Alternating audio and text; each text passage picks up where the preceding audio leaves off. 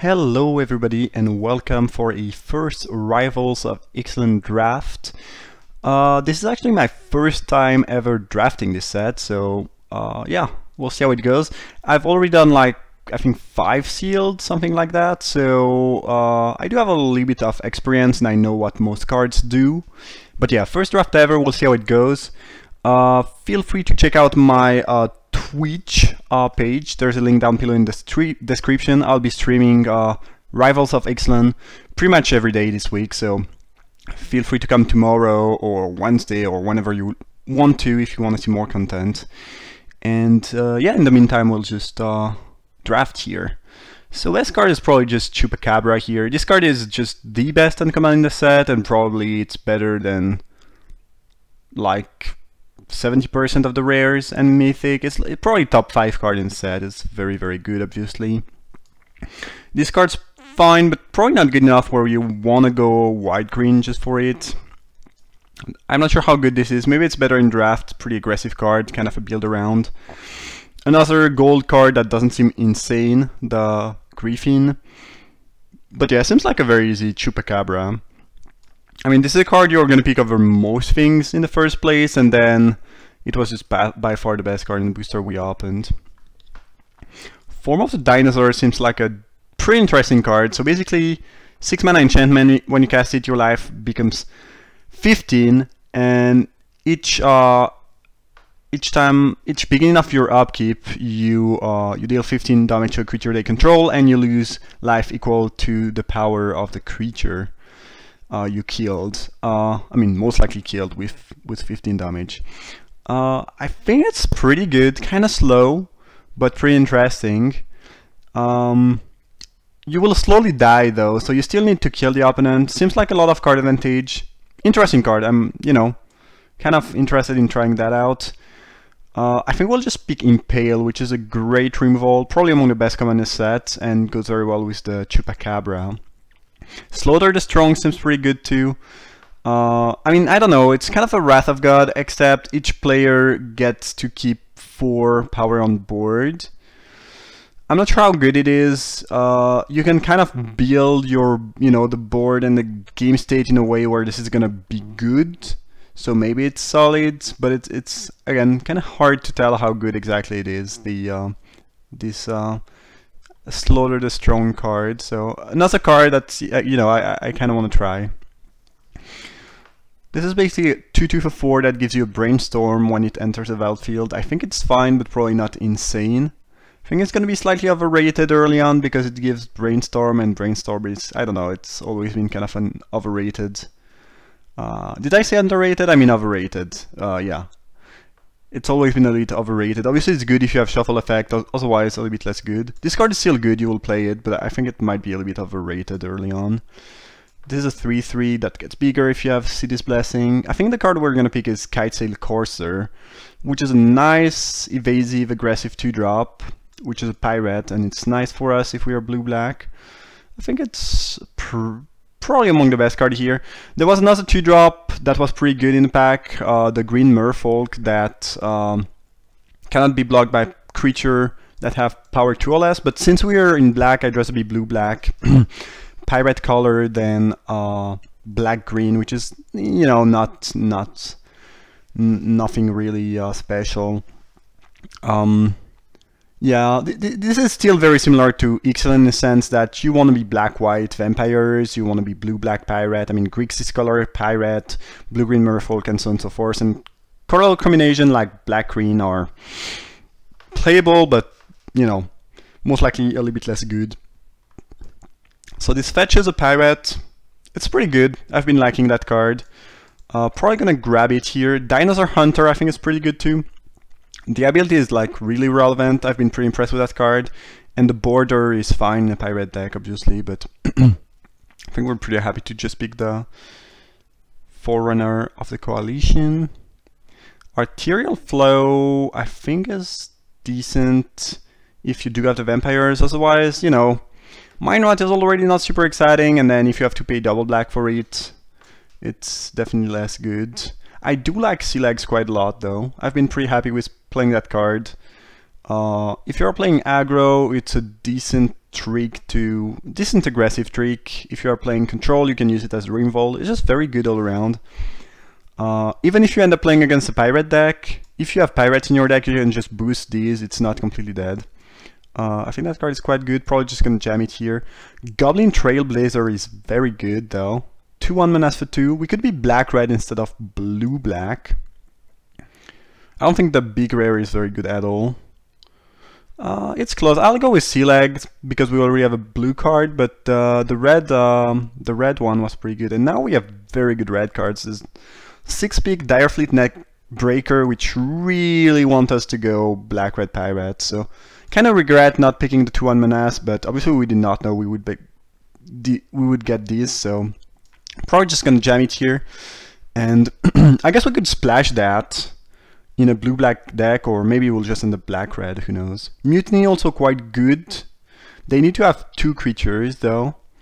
It is cheap and efficient though. I like that card. I think we want to pick Neckbreaker though, just for signals, and it might just be better. Like in a dedicated deck, I assume it's gonna be better in Mutiny. This card has really impressed me. I've played against it and it's really good. Huh, interesting. So Stormfleet Sprinter, very good pirate too. I'd rather not be straight up Grixis. Like I want to be either black-red or blue-black, maybe splashing for one or the other, but I don't want to be like Grixis. So I don't think I'm going to pick Sprinter because we're pretty heavily in black. I do like just picking Dinosaur Hunter though, or maybe Grasping Scoundrel is nice. I think I'll go with Scoundrel. I think the card is really solid, and you want as many 1-drop as possible if you want to be playing black-red pirate. I think there's really good opportunities with these colors. Now there's a Sailor of Memes, which I've always liked. There's still a there's still a chance we go blue-black, just splash for that. We'll see. Brazen Freebooter is not that great, and we already have a couple of 4-drops, so not too interested in that. But Sailor is fine. Not the most aggressive card, but it happens to play very well with Neckbreaker, because then you have a 3/4 attacker. That's pretty annoying to deal with, and it gives the treasure for the splash. So that could be an option. Another Scoundrel, nice. Pretty happy it wheeled. Means that pirate aggro should be rather open. Dark Inquiry is going to be a nice sideboard option if they have very strong late game, or bomb rares and whatnot. Huh, Sea Legs wheeled, and Firebrand wheeled. Firebrand's also very good. I think ideally we just want to be, especially with the 2 Scoundrels we got, we want to be black-red aggro, I think. So let's go with Firebrand. I like that quite a bit.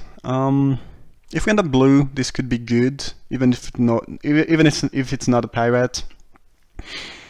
There's not many good artifacts in this set. I don't think Shatter is a very valuable sideboard card, so let's just go with the Darter in case we end up blue.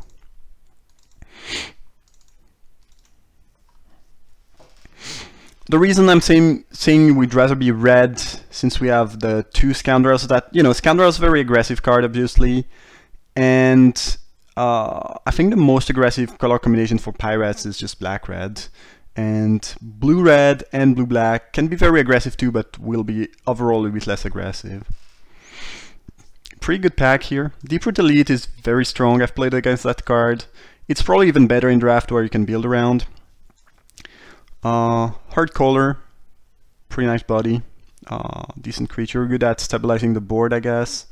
Mistbinder, obviously quite nice in the right deck. Crashing Tides is very, very good. I've been extremely impressed with that card.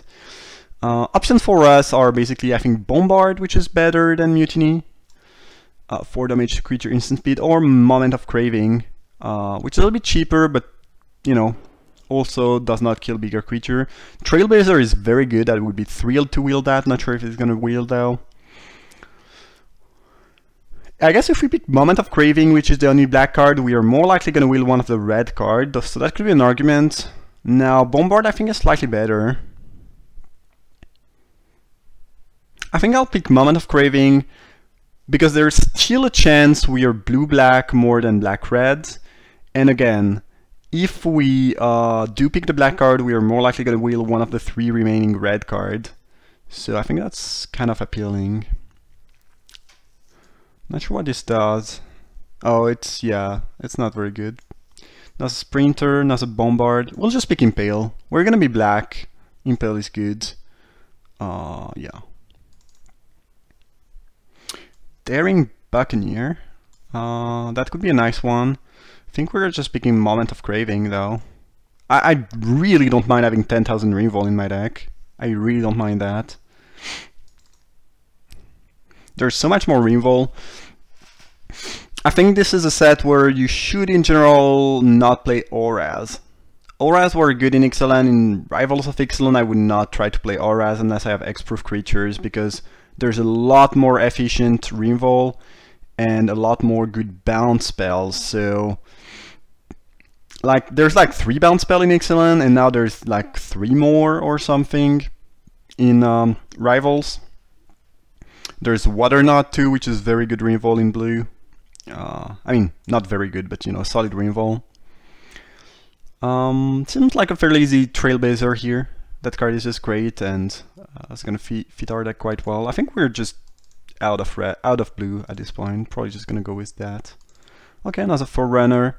Golden Emire is pretty good if you're playing a little bit more control-y, but we don't really want it here as it kills pretty much everything we have. Voracious Vampire is quite nice if you're playing vampires, obviously, not so good in other decks. I do like Sky Marcher. 2/3 fly for 3, you know, it's really solid limited card. That's like kind of a late Brontodon, that card is great. 3 for 3 with an extra ability that's, you know, quite relevant. But again, pretty happy to pick Forerunner, especially when Direfleet Neckbreaker, we're not gonna get another one. I highly doubt it. I mean, we could, but I don't think it's gonna happen, and this card is insane in our deck, and having 2 Forerunners mean we basically have 3 Neckbreakers in our deck, which is insane. And then, you know, the Neckbreaker makes the body of the Forerunner much more relevant too, so it's just amazing.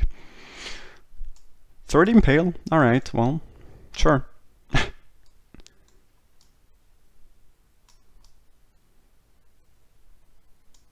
I'm not expecting to get 3 Moment of Craving and, I mean, 2 Moments of Craving and 3 Impales in the future. I don't think this, I think this is kind of a Christmas land of, you know, the set being online for like 10 minutes now, and people still maybe not very aware.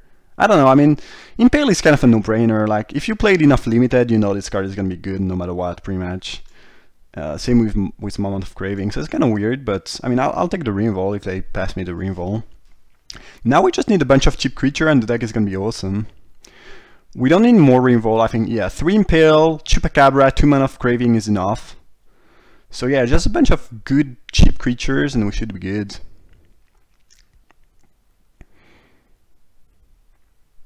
When I have that much Reinvol, I almost want to go ahead and play Control. We're not going to do that here, and Reinvol is still good in aggro decks, obviously, but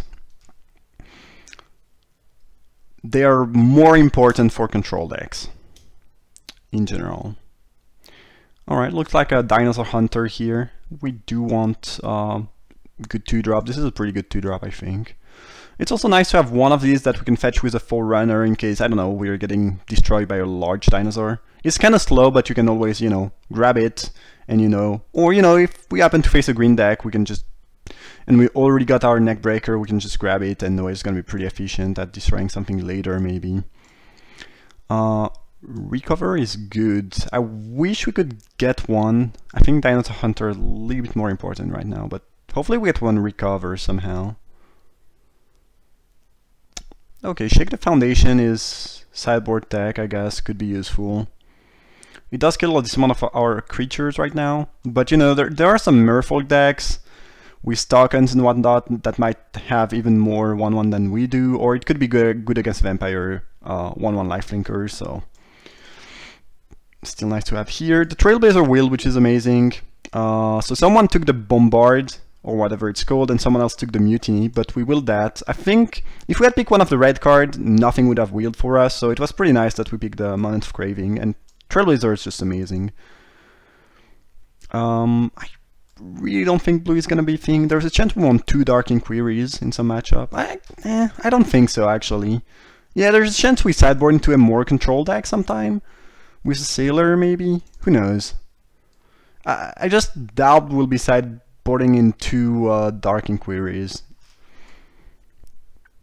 This card is not bad, even outside of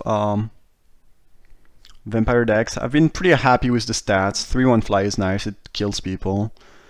But I think we have a decent amount of 4-drop and we'd rather not play it in the main, unless we have to. Okay, Dark Inquiry is nice to get back. I mean, to get a second one. I don't think we'll play Raptor, but if we are lacking 2-drop, it could be an option. Okay, well, deck is looking awesome. By the way, this is a an intermediate Swiss Ref League, which means it's not single elimination, and if we lose, we'll still get to play. In the future, I will mostly be playing, whether it's going to be on stream or a video for YouTube, I'll be mostly playing in the single elimination draft league. However, since this is the first draft and I wanted to make sure I would have like 3 matches for you guys, I chose to play in the intermediate league. So whatever happens, we'll have to play. We'll get to play 3 games. But you know, if things goes like, if things continues like that, you know, it's gonna end up being a 3-0 deck, which doesn't mean we'll 3-0, but this deck is looking just great. We need more creatures, I guess, is the only thing right now. I don't mind Heartstopper. Tormentor is not bad. Obviously, Contract Killing, you know, it's a good card, but do we want to Contract Killing with 3 Impale and Chupacabra in the deck? I feel like we actually don't. I think we might be better off picking Tormentor. This might be the first time in my life where I pick Tormentor over Contract Killing. It never happened in Ixalan, and it feels weird, but here I feel like this is actually kind of good. This is gonna play better in our deck than Killing. I mean, you never have too much reroll, I guess, so maybe we still pick the Killing, and this probably wills. Yeah, I don't know. Guess I gotta bring myself to pick the mediocre 2-2 over the Killing. Seems like a easy scoundrels for us. Be very thrilled to wield the Hoarder. We have so much reroll in this deck that I could see Galleon being pretty good. If you have a ton of reroll and you can make the game stall a little bit, this card becomes better. This is not really what we were trying to do, we were just trying to kill people, but oh well. By the way, I feel like Scoundrels, they might have become a little bit worse. I don't know, there's more reroll, but there's not that much reroll that kill it early. That much more reroll that kill it early, so it's probably still as good as it was. Burning Sun's Avatar. Sure. I was gonna make our mana base a little bit worse because we want a lot of double black.